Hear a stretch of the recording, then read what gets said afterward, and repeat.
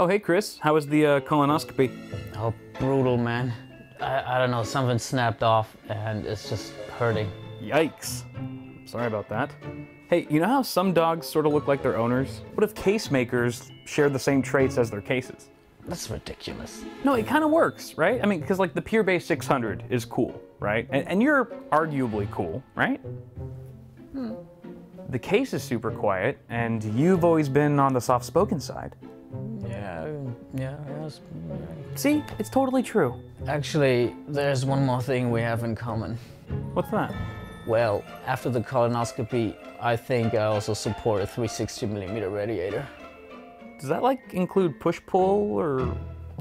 The Pure Base 600 from Be Quiet offers a tempered glass side panel, sound damping material, and a highly versatile design. Ships with a pair of powerful Pure Wings 2 fans and intentional support for 360 radiators. Click the link in the description for more info. What's cracking, people? Welcome back to the channel. Hope you're all doing well. Today we are building a full-blown system from the ground up. The objective of this build is going to be so that theoretically those of you who might be building a system of your own at home can assemble it almost in real time as you watch me build mine. And so this is really just to help those of you who are maybe new to PC building, if it's your first time, or if you just need a refresher on how to assemble this stuff. So hopefully that makes sense, and it's going to be a lengthier video because of that. It's just more of a casual and relaxed environment to teach users or new users how to build a PC. I will say that even if you're not building a Ryzen system, so I'm building an AMD Ryzen PC, even if you're building an Intel-based computer, you can still apply 95% of what I'm going to be doing today to your system. It doesn't really matter. The only real differences are the CPU installation, which is a breeze on either platform, and CPU cooler installation, which in itself can vary greatly even on the same platform depending on which manufacturer of cooler you're going with. So that being said, ladies and gentlemen, am I just building this computer just for you guys? No, of course not. This is actually going to be my cousin's gaming PC that I helped him assemble, or that I helped him pick out the parts for. I actually did a video, you can go ahead and check that out, where I sort of make a parts list, and that parts list looks drastically different from the hardware you see before me because I went back to the drawing board several times and was like, no, that doesn't make sense. That's stupid. So I've swapped it out from, it was originally going to be an Intel system, and now it's AMD Ryzen. What do you know? It just seemed to make more sense with his budget and stuff. For those of you curious, the build we're looking at today is around $1,200 MSRP, you know, give or take $100 or so, depending on the prices, how they fluctuate all the time and stuff. But let's go ahead and go over the parts, shall we? One by one. I'm going to do it really quick because we've got a lot of building to do right afterwards. So first off, our CPU of the hour is the Ryzen 5 1600. It's a 6-core, 12-thread part. It boosts up to 3.6 gigahertz. I am going to try to push that a bit further with a manual overclock for Brandon. He's not into overclocking. He's not too familiar with it, so I'm going to try to squeeze the most performance out of it as I can with the help of this cooler. Now, this was originally the cooler that Brandon bought and paid for. Is this one right here. This is the CryoRig H7, a really great price to performance cooler. However, I forgot to tell Brandon to also pick up or order an AM4 bracket to go along with it because it doesn't come with one, so it's not supported with Ryzen natively out of the box. So it's going to take probably a few weeks for that bracket to get here. So in the meantime, we're using this Noctua NH U12S. Fantastic cooler. Brandon can decide if he wants to keep this one or swap it out for the H7 once the bracket arrives and that sort of thing. So that takes care of that. We've also got a B350 Tomahawk motherboard from MSI. This is a fantastic little budget board. I believe that this is one of the ones that has a PLX chip, so it supports Crossfire and all that jazz. It's a really nice sort of a black and red color scheme. Actually, the red is very subtle on the VRM heatsinks. Probably shouldn't clash with anything else in the rig, but fantastic little board here that is going to be paired with the GTX 1070 Superclock Edition from good old EVGA. This is still, I think, one of the more affordable 1070s that you can find on the market. However, it's a blazing fast card, and it's certainly going to kick ass and raid some frames for today's system. The memory kit, I almost forgot about that down there. It's a the 16 gigabyte kit. Where'd you get that 18 gigabyte kit from?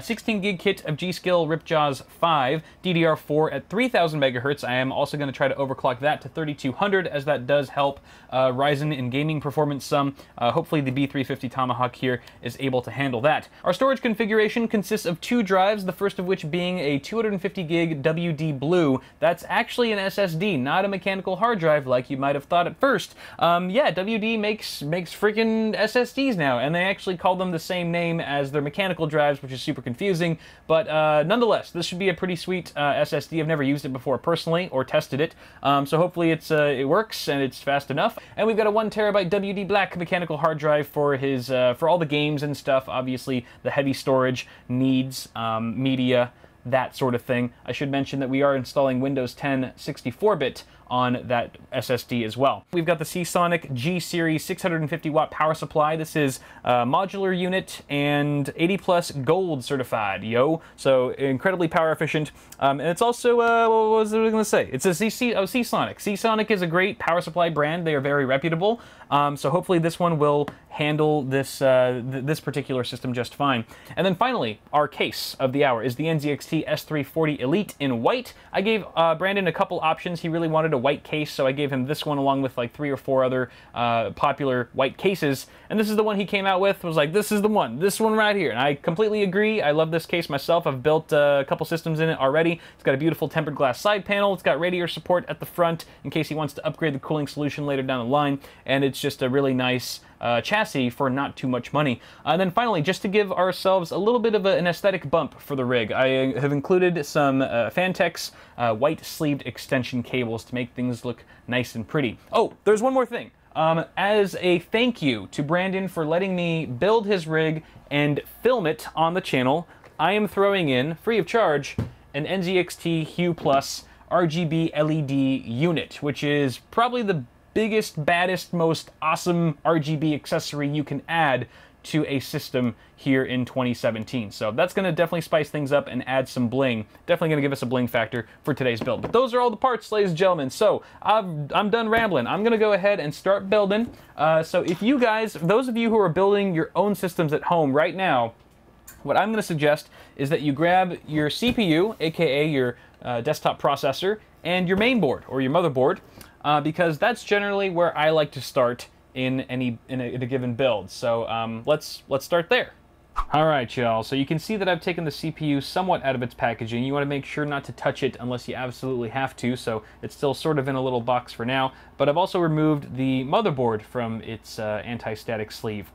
And you'll notice that there's a bunch of other stuff on this table. I'm going to go over everything. But when you take your motherboard out of its box, you want to also take out a few important accessories along with it so that they're just on hand when you're ready for them. The first of which is your motherboard I/O shield, and we're going to see what this exactly is for in just a bit, as well as your SATA cables. I would take out a number of SATA cables equivalent to the number of 2.5 inch or 3.5 inch drives that you'll be connecting to your system. So in our instance, we've got 2 drives, 1 SSD and 1 mechanical hard drive. So I've actually pulled out all 4 of the cables since they come connected.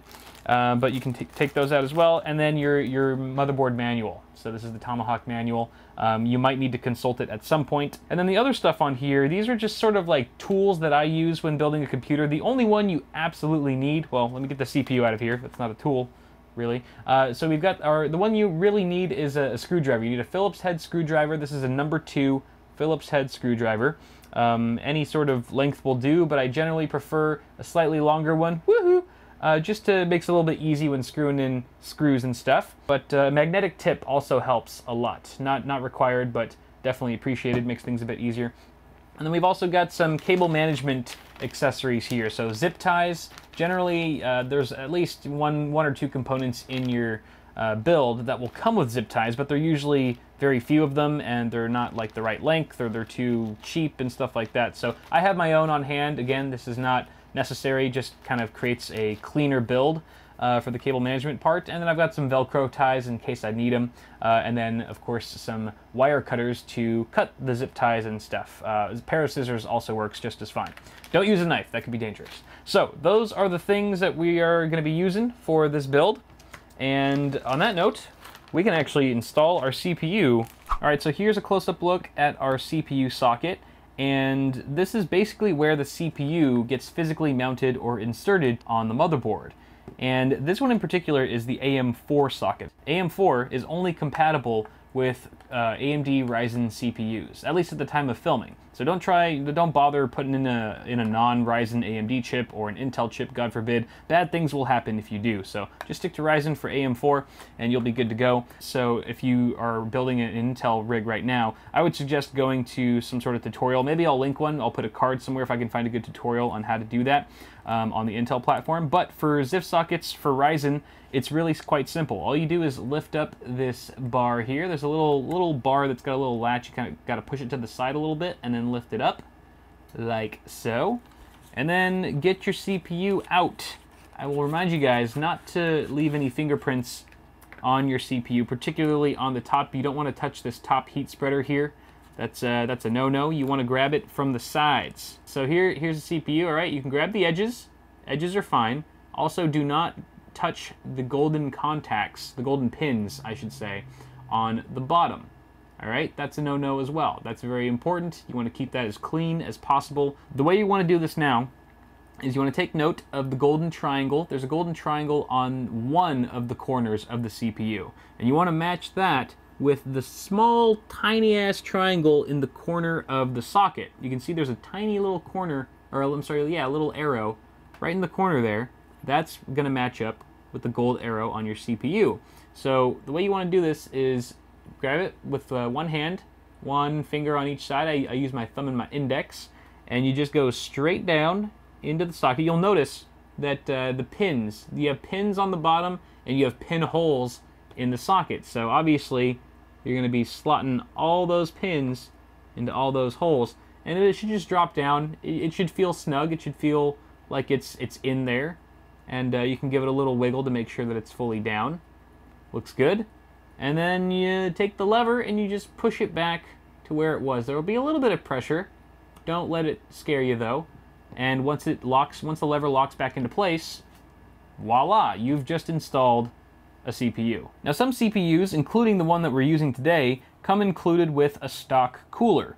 And this one in particular comes with the AMD Wraith Spire, which is a fantastic stock cooler, but we're using something a little bit better. We're using that Noctua cooler that I mentioned earlier at the beginning of the video, so we actually don't need these mounting bars. These mounting bars on either side of the socket, those are for the stock cooler, but we don't need those. We want to make way for the Noctua cooler bracket, so we're going to actually remove these by unscrewing each of the screws. There's 2 screws on either side, and upon removing them, the mounting bracket should pop off just like that.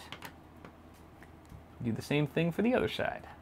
So we are going to want to keep the AM4 backplate in place because that's how we're going to mount our third-party air cooler here. And this is where things get a little tricky because there's no standard method for installing CPU coolers. It all sort of differs based on the manufacturer. This Noctua cooler installation will be vastly different than an NZXT cooler versus a Thermaltake cooler versus a Fantex cooler, a Corsair cooler, and so forth. So this is really the only part in the build where I'm going to have to leave you guys on your own, I promise. So at this point, I want you to consult the manual that came with your air cooler or liquid cooler and follow it to a T. Follow the instructions there and you should be good to go. Make sure that you're also following the instructions in that manual that pertain to your particular socket. So again, we're running a AM4 right here. If you're using LGA 1155 with Intel or LGA 2011, then you want to make sure that you're reading the right instructions for that socket. But before I let you go and off to your own installation with the cooler, I will teach you how to apply thermal paste. And it's fairly simple. Thermal paste is basically a thermal interface material that basically is a heat conductor between the heat spreader of the CPU and the base plate of your cooler. It basically allows for heat transfer between your CPU and the cooler so that you get better absorption, better dissipation, and superior thermals. If you don't use thermal paste, you're gonna have a bad day. You always, always, always want to use a proper application of thermal paste. So what you want to do, I have a little plunger here. Yours probably looks a little similar. I like to do the grain of rice method. So straight in the middle, it's just how it sounds. You want a grain of rice size of thermal paste. You can go a little bit bigger. I would say grain of rice works for LGA 1151, for example, and similar, because it's a smaller chip and you don't really need that much. Ryzen's slightly bigger of a heat spreader, so we're gonna do the green pea method the green pea method is slightly bigger than the grain of rice. Bada bing, bada boom. Beautiful. All right, and ideally the theory here is that once you push this thing down, once you smack it down on the CPU, it's just going to spread it across the entire heat spreader. And so you'll actually get much fuller coverage than what it looks like right now. So on that note, why don't you go ahead and install your CPU cooler while I install mine, and we'll meet back afterwards. Sound good? All right, go for it. Good luck. I believe in you.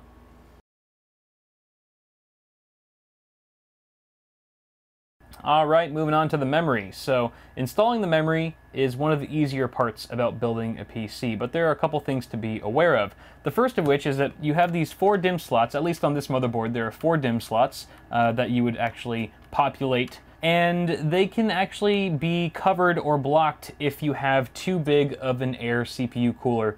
Now this one is fairly slim, so we're not running into any clearance issues, but you might have one that's too large and kind of encroaching on these leftmost DIMM slots, and that could be an issue. Hopefully, if yours is only encroached because there's a fan on the side, you should be able to pop the fan off, and it'll give you more open access to those DIMM slots, and then you can go ahead and install your memory modules.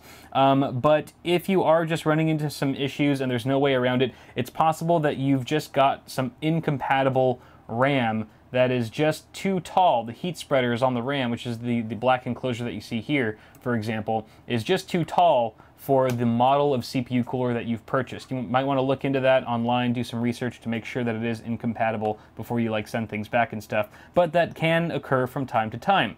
Assuming though that you don't have any clearance issues and that you have free access to all these DIMM slots, you want to consult your motherboard manual to find out which of these slots should be populated with your modules, because it does matter. It does matter. No matter if you have 1 stick or 4 sticks or 8 sticks, you want to make sure that you're putting them in the right slots. And the only way to find that out is through the manual. So once you've done that, I've already found out that mine, my 2 sticks that I have here should be going in the 2nd and the 4th slot. So I've got that all figured out. So the next thing I want to do to actually install these suckers is I want to pull down these side latches. There's side latches on, in this instance, there's side latches on both sides of each DIMM slot. Some motherboards only have a fold down latch on one side and the other one is fixed. So if that applies to you, don't try to force one of the sides down. It's probably just not meant to move. But in this case, both of them fold down on either side. Now before you install these suckers, you want to make note of the little notch that's the bottom of the module. You can see it right there. It's off-center, which means that these are keyed PCBs, which means they can only go in a certain way. So you want to match that notch up with the notch that's in the DIMM slot itself, just to ensure that you're plugging it in the right way. Otherwise, you could damage the module. So once you've got that figured out, go ahead and line it up, and applying equal pressure on both sides of the stick, you want to apply force downward until both of those side latches that you popped down earlier snap back into place. So we just did the first one. Let's do it again for this guy. Even pressure downward, and voila. You can see that the latches, all 4 of the latches, are completely upright where they were before. So memory installation complete. Very straightforward and simple. Let's move on to the next step. All right, we've got our case now. So go ahead and get your case out of the box. Be careful with it, especially if you've got something like a tempered glass side panel. It can be very fragile. And what we need to do is sort of prep our case so that we can fit our now prepped motherboard snugly inside of it. So I'm going to go ahead and take off this side panel. Now, if you guys have a more conventional side panel that's not tempered glass, you probably don't have these 4 thumb screws directly on the side. You probably have 2 thumb screws on the back or something similar, depending on the case. So go ahead and remove the side panel carefully. Be especially careful. I mean, whether or not you have tempered glass, you should still be careful if you have like an acrylic side panel window or something like that, because they can scratch very easily. I would advise leaving the plastic wrap on the side panel window until you're absolutely done, 100% complete with the build. I know it's tempting. I know it's tempting to peel it off the second you see it and go, ooh, ah, but trust me, you'll thank me later. It's not worth it. Now I'm also going to remove the back side panel, and you guys should too, just in case you find any accessories back there. A lot of times case vendors like to put the accessories inside of the case. They like to hide them either in the drive cage or in the power supply shroud somewhere. So go ahead and take your accessories out. You will be needing them very soon. In fact, right now. Let's go ahead and put the case on its side so that the main side is facing up and the back side is facing down. Boom. And here's where you want to bust out your motherboard I/O shield that I told you to remove from your motherboard box earlier. Take it out of the plastic wrapping, like so. It's like an ASMR video now. And you want to make sure that you line this up properly. Generally, the shiny side, if there's a shiny side, is going to face inside, inward of your case. And the really nice outside, or the really nice part is going to be outside, obviously, because you can see it. And the way this goes, so you already know it's going to go either this way or this way, right? With the shiny side inside. Now it's just a matter of which way does that go. You can just line it up with your motherboard, or I can just tell you a rule of thumb, where you see the little circles, all the little audio circles, that's going to go on the bottom, towards the bottom of the case. That's pretty much the best way to tell. And then just go ahead and pop it in. This can be a little tricky. It's hard to know once you pop this in, and it's sort of, you have to kind of do it by feel and by sound. So you hear that? That was part of it popping in. And you want to just double check. You have to look really closely to make sure that the entire perimeter of your I/O shield is flush. So you just want to double check, push it firmly around the edges, make sure it's all good in there. Alright, now before you get too excited and go about installing your motherboard, there's a couple things to mention here. First of which, if you are using an air CPU cooler tower sort of thing, like I am right here, then this doesn't really apply to you. But for those of you using liquid-cooled AIOs of any kind that have radiators and things like that, you want to make a note of whether or not it makes sense to install your motherboard first before you install your radiator. It can kind of depend.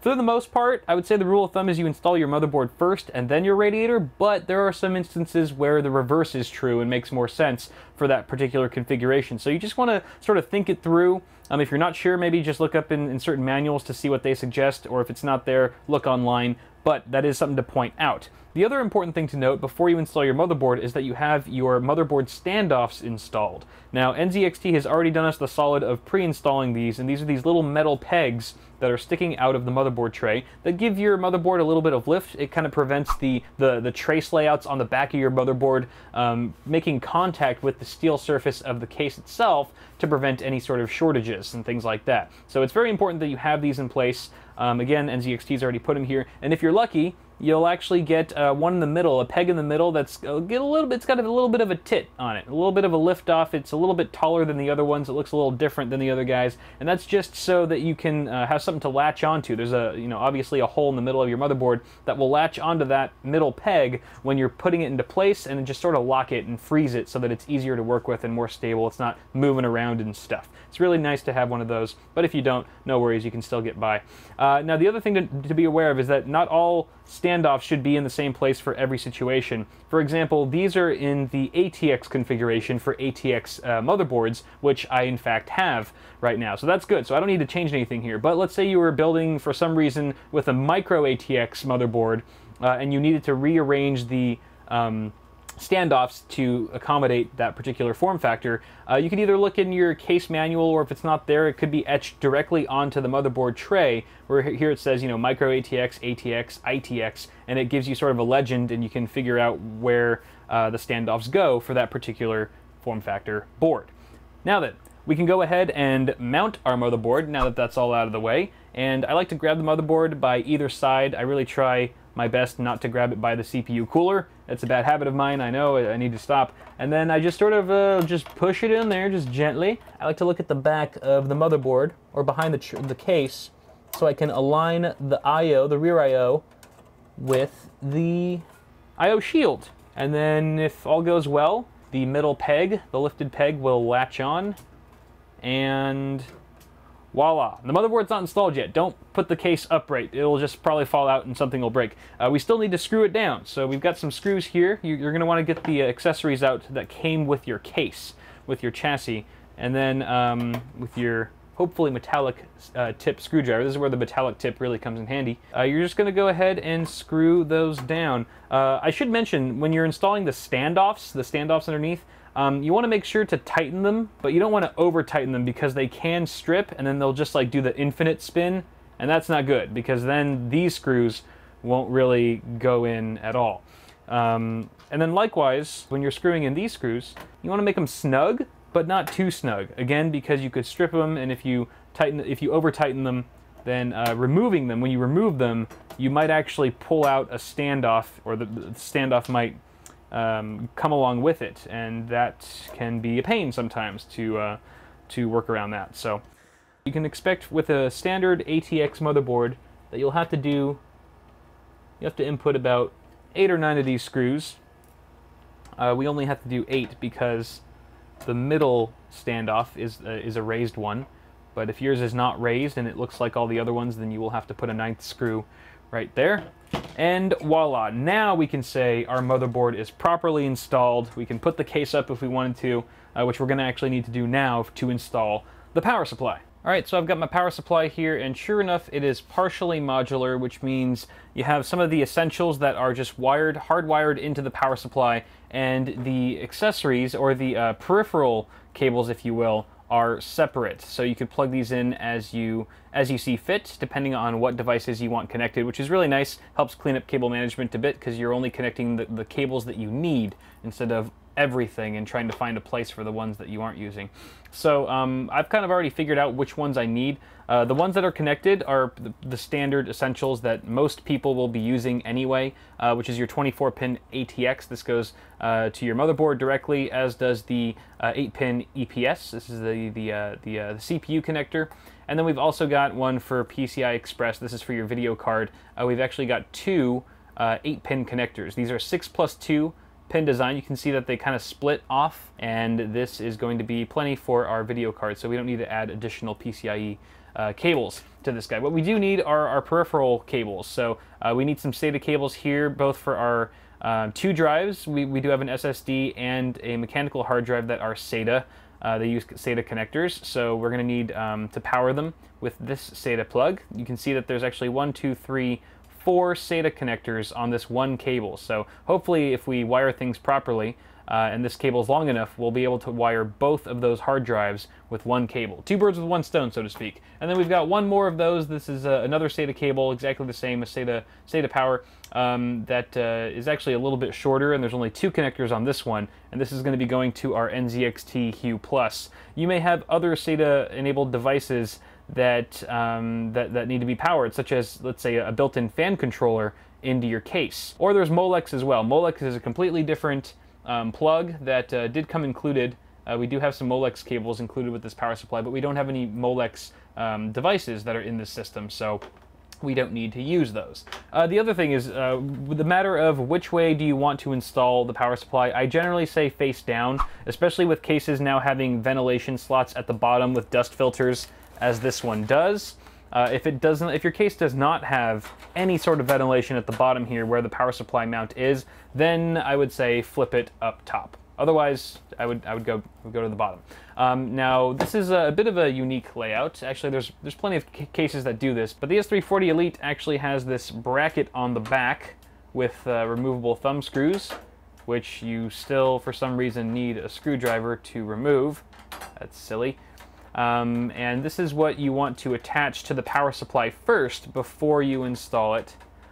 I would say most cases do not use this method. Most cases you just slot the power supply in. Oh, that's the wrong way. You would just put the power supply in, and then you would just directly screw in 4 screws into the existing holes. But this is a little bit different. NZXT is getting all clever with it, so I'm going to get my power supply screws that came included with the case.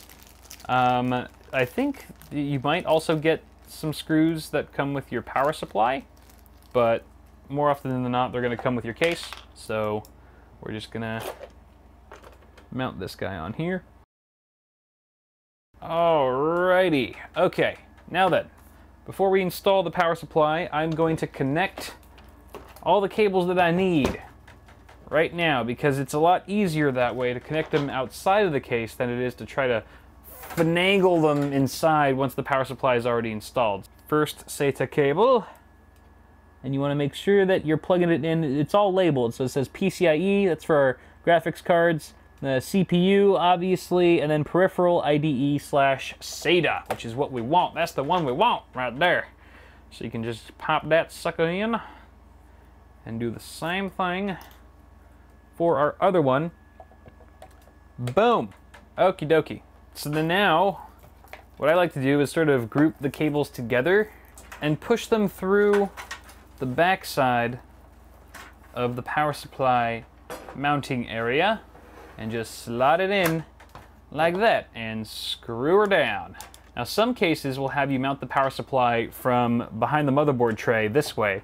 I'll just have you slot it in from this side as opposed to behind the case. But every case is a little bit different, so again, check your motherboard, or I'm sorry, your case manual for details. All right, that looks good for now. We're gonna leave the power supply cables as is for now. We're gonna move on to something else. Let's do the front panel connectors. Oh, how exciting. So here's a look behind your motherboard tray, and for starters you can see our power supply that we literally just installed with all the cables coming from it. But then you've got this whole other mess of cables that seems to be stemming from the front of your case. Apart from these two, these are fan cables, we'll talk about that later. And these are your front panel connectors coming from the front. Everything that's at the front of your case, including the power button, reset button, power and hard drive LEDs, USB ports, audio jacks, etc., that all needs to get wired to your motherboard one way or another, and that's what these cables are for. So each one represents a different thing. You've got your USB 3.0, which is the big blue one, USB 2.0, which is labeled, and these really tiny ones, tiny ones and make up your hard drive and power LEDs, your reset button, power button, etc. And then you've got special things that pertain to only some cases, like your HDMI port here, if you're into VR, and an HD audio for your 3.5mm headphone and microphone jacks. So yeah, we've got these to plug in. We're gonna have to flip the case around so that we can start wiring these guys correctly to their appropriate headers. All right, so we're on the other side of the case now. You can see I've already routed all of my front panel connectors through the various cutouts in the case. Now I did this strategically. I didn't just pick any old cutout and stick a cable through. I actually routed each cable through the cutout closest to its appropriate header, which is why the HD audio connector, or the HD audio plug, is right next to the HD audio connector on the motherboard. The USB 3.0 connector is right next to the USB 3 header on the motherboard, and so forth. So that makes it really easy for plugging and plugging things in. I'm just going to go ahead and start with the USB 3.0. Now the USB 3.0, in fact, all of these except for the really tiny cables, the really tiny connectors, are keyed. So you want to make sure that you're plugging them in the right way, or you're going to have a bad day and break some pins. I have broken many a USB 3.0 pin before, so I am a little nervous right now. There we go. USB 3 is secured. Moving on to the little guys. We'll move on to the little guys. The little guys, so we've got power LED, and hard drive LED.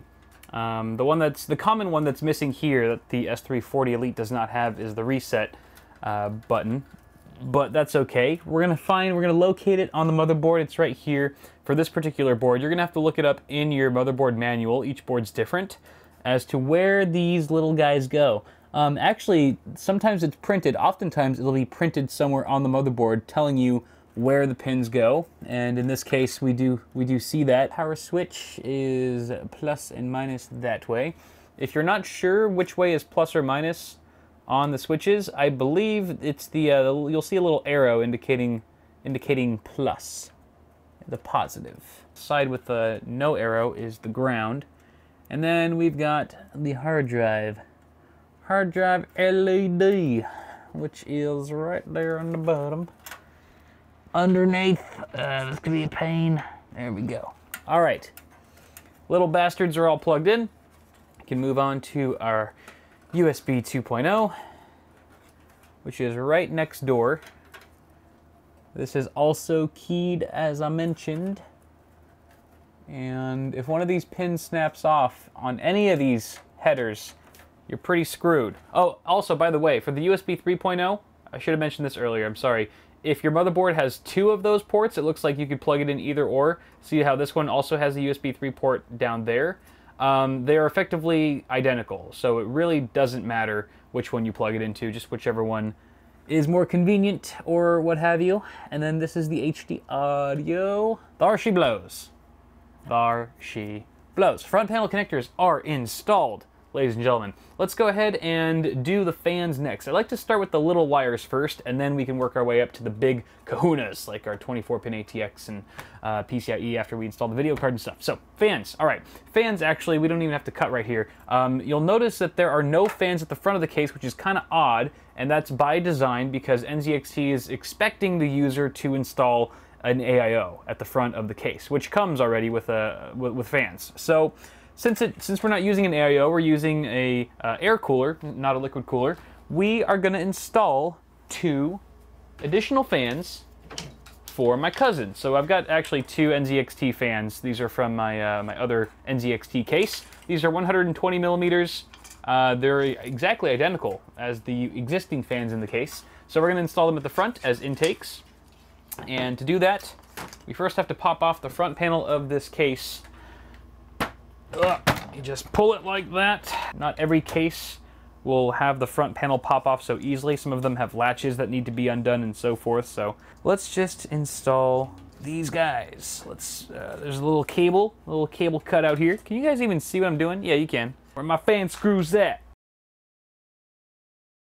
All right, we've got direct airflow now going straight to the CPU cooler and soon to be the video card, which we're going to pop right there. And now we shall route all of the fan cables to the various fan headers on the motherboard. We should first locate where those headers are. There's one here, there's one here, and we got 2 up here. And then the 5th one is actually being populated already by the CPU cooler here, this fan. So you want to approach wiring your fans the exact same way as you wired your front panel connectors. Route them through the cutout that makes the most sense, nearest to the header you wish to plug them into. And generally, if you're dealing with a decent case, there'll be a cutout at the very top, a couple cutouts if you're lucky, which is perfect for these top mounted fan headers because they just kind of stay out of sight, out of mind.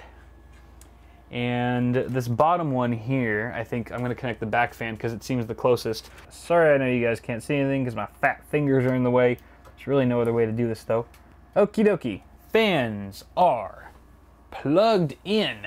Next up, we are installing our hard drive. And this is a 3.5-inch drive, of course. We are going to install it in the only 3.5-inch drive cage in this case. And every case is a little bit different where the mounting points exactly are. Go ahead and consult your case manual for those specifications, and then once you know what you're doing, you can just pop in the drive, or, you know, there's different mounting solutions. Some of them have little, like, wing brackets that fold out the sides. Other ones, you just screw them in like this. Heck yeah, going old school. You'll notice that there are 3 threads on either side of a 3.5-inch mechanical drive, for the most part. You're going to want to screw all those down. Don't skimp. Don't think like, oh, I only need to put 2 in. No, put that 3rd one in, because there are moving parts in a hard drive, yo.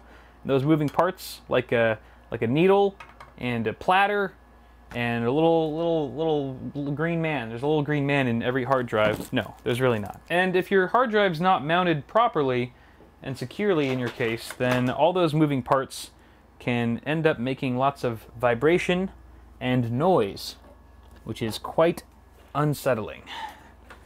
Make sure you do your job and screw them all in. Now, this is a unfortunate design. I should have thought to plug or screw this in earlier. There's only one screw hole here on this side. The case only gives you 1 screw hole, so I'm screwing it in with my hand, which is not good. I'm gonna get a smaller screwdriver. I have a little screwdriver head here. That's really the only thing that I could fit inside of this tight space. Woohoo! Is just the tip. Woohoo! It should get it tight enough though. Alright, there's our hard drive. Look at him, so cute. He's all secure and mounted and stuff. Hey, what is this? What is this right here? This looks awfully familiar. This almost looks like that one SATA cable that we had plugged into our power supply from earlier. Oh my lord, it is. And it is also, it's the same L shape. My goodness, so you want to line that up and just push it in. Just nice and easy. Oh yeah, right there. That is firm. That is real firm. SATA power has been connected, but wait, there's more. You need data. So let's get a data cable. Remember the other accessory that I told you to get out from your motherboard box way back at the beginning of the video? Yeah, it's time. It's time to whip one of those out, if you know what I mean. So we're gonna get one of these. Now these have two different connectors, or two different ends. You could get flat. You can get flat on both sides, or you can get one flat and one right angle. It just depends on what the manufacturer has given you. Usually they give you two of each. And generally, if you're using the right angle, I like to save that for the drive itself, as long as it makes sense to do so. So that looks pretty good. And then the other end just goes into one of the SATA ports that's on your motherboard. I'll cut to a B-roll shot of that. Now, a couple quick things to note about the SATA data cable before we move on. First of which is that you will hear an audible click once you've inserted it far enough into the port, letting you know that you've established a secure connection. You can even tug on it, it won't budge unless you push down on the metal latch, only then will it release. The other thing is, how do you know which of these ports to plug into? I mean, they all look the same, but if you consult your motherboard manual, it will tell you which of these ports are wired to the native chipset on board, this one being B350, and which ports are wired or controlled by a third-party add-on controller. Add-on controller is good to have, but it shouldn't be your first choice. You should always opt for the native chipset on your motherboard. In this case, all four of these ports are natively controlled by B350, so it doesn't really matter which ones we go with. But if you were to connect, let's say, an SSD, in particular, it doesn't really matter for hard drives too much, but I'd still recommend native chipset anyway. If for sure an SSD, you want to be sure that it's plugged into ports controlled by the native chipset. Otherwise, you could incur a bit of a slowdown in certain situations. So just to be safe, native chipset, check the motherboard manual. Good. Okay, you know what? While we're here, why don't we just stick in another one, so she said, for our SSD that we're about to install, yo. Sounds pretty good to me. All right, I don't like the way that looks. I'm gonna do it flat, like the other one. It will be creeping up behind him. All right, there we go. Beautiful. Okay, now we gotta install our SSD. All right, so as I've been saying throughout this video, every case is a little bit different, and that means you don't know. I don't know where you're gonna be mounting your SSD to. I don't know if it's gonna be above a power supply shroud like this one, if it's gonna be behind the motherboard tray, maybe in a drive cage somewhere at the front. You just don't know with SSDs these days. They're just so darn small, they can fit pretty much anywhere. So case manufacturers have come up with so many clever options for mounting them in different places. But consult, once again, your case manual to find out where you should place your SSD. Oftentimes they give you more than one choice as to where you want to mount it. I would mount it in the best place. That would be my recommendation. And there are 4 threads at the bottom of every SSD. There's also threads on either side of the SSD, so depending on the case maker, that will determine where you're screwing things in. In this case, obviously, we're doing it from the bottom. I like it better on bottom, personally. Oh, by the way, I took the sticker off the SSD already because it was hideous. Oh, you know what? This is an important lesson. Before you mount your SSD, you might want to think about plugging it in first with your SATA and data cables, if it makes sense. Again, use it as a case-by-case sort of suggestion, but in this particular situation, it does make sense to connect the cables first before mounting it down, because the port is hard to get to once the drive is mounted flat against the chassis. So I've got one cable for you here. There's the data. And now we give it power. When I say power, that you're supposed to come out when I say power. You ruined it. So let's go ahead and mount this just the same as we did with our hard drive. You might need to bend the cables a bit, Need to flex them a bit just to get them to play nicely sometimes. Look at my forearm. Ugh, working that out. Yeah, I've been screwing a lot lately. I don't even mean that in like a dirty way. I've been using the screwdrivers very frequently. Let's see. Why don't we mount the Hue Plus over here? You know, oh shit. I should have mounted the Hue Plus here because it's a little bit bigger. I don't want a big fat thing in the middle. I'm gonna swap it. I'm swapping it. I don't care. So the Hue Plus is also 2.5-inch form factor, although it's kind of a fatty form factor because it's like 30 times as thick as this thing. Get down onto the power supply shroud. Thumb screw, thumb screw, thumb screw. So this is the Hue Plus. This is the brain, if you will, that controls all the various effects and colors, blah blah blah blah. And this particular kit comes included with some strips that you can attach to the brain. LED strips, that is. Voila. So I realize that this part of the build doesn't apply to most of you because most of you aren't building with the Hue Plus. However, you can check out my video on the Hue Plus if you want more info on it. For now, I'm just going to go ahead and take care of this, but we're going to skip it for the purpose of this video and move on to the next part. All right, guys, now we're plugging in our meaty connectors. They're not really called meaty connectors. They're just the bigger plugs, certainly much bigger than the front panel connectors or the fan headers. So starting with the 24-pin ATX. This is our supplemental motherboard power connector, and it's the big one. It's the big, fat, chunky one.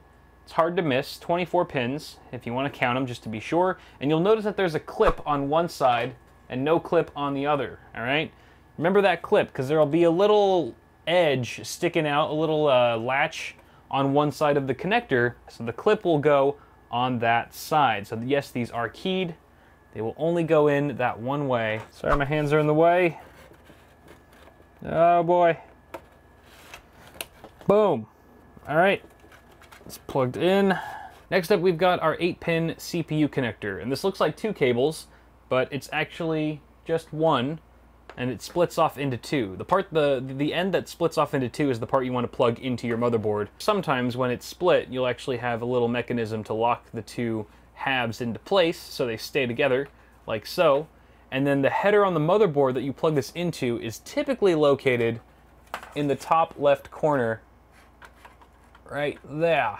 So you just gotta feel around for it.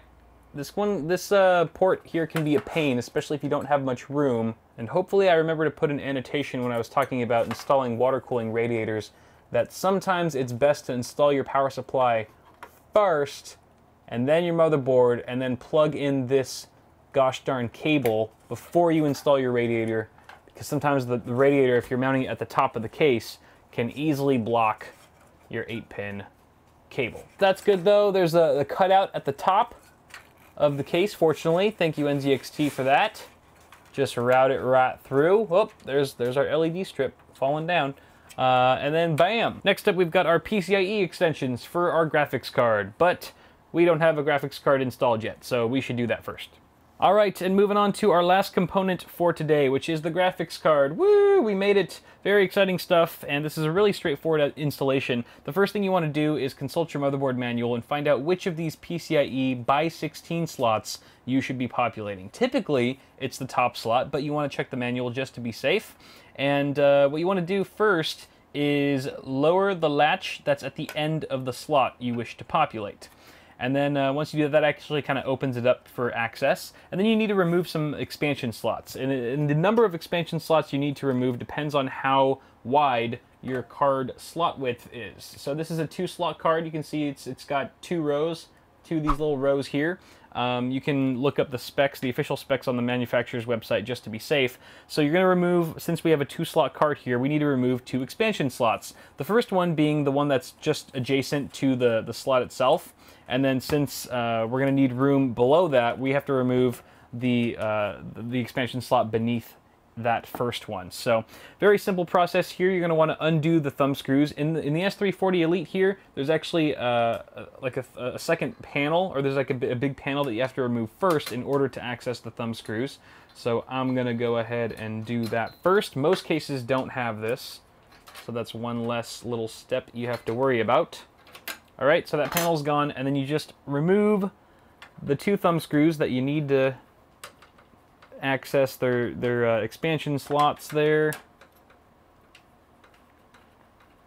Haha! Look at that. All right. Beautiful. So now we have room for the video card. We're going to go ahead and just hold it gently.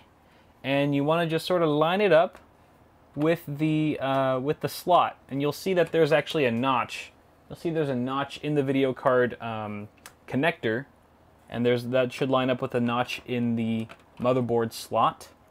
And very much like your memory, you'll hear a nice click. A very satisfying and noticeable click. And then you just go ahead and screw the thumb screws back in. You want to make sure that they're fairly tight.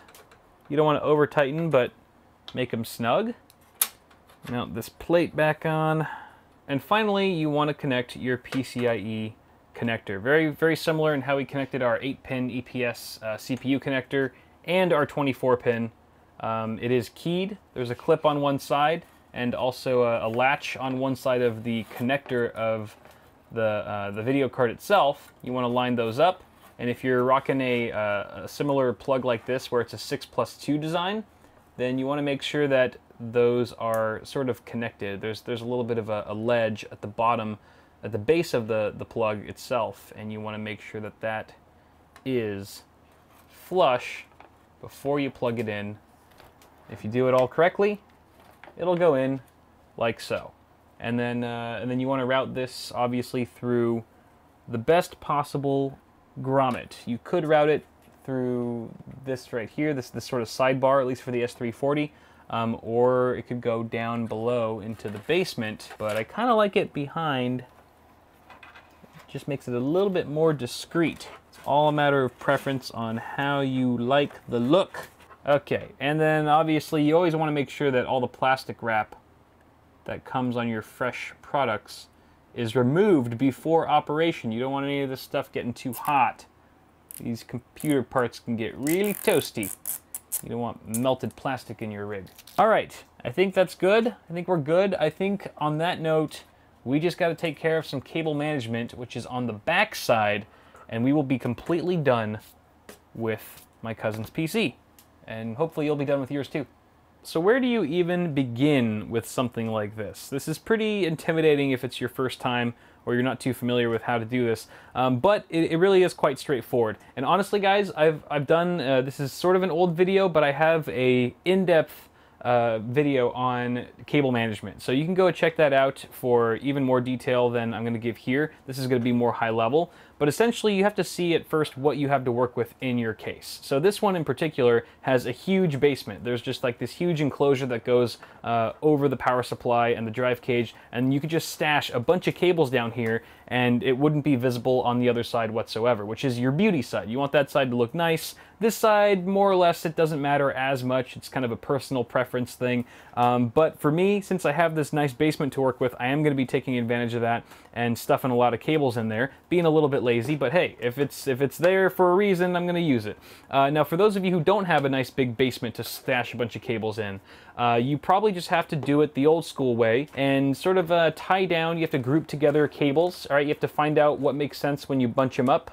All right, which cables can be bunched together, and using zip ties in tandem with the tie down points that are around your motherboard tray, should you have them, is always a good idea. That keeps the cables really flat and up close against the motherboard tray so that you can fit your side panel on once you're all done.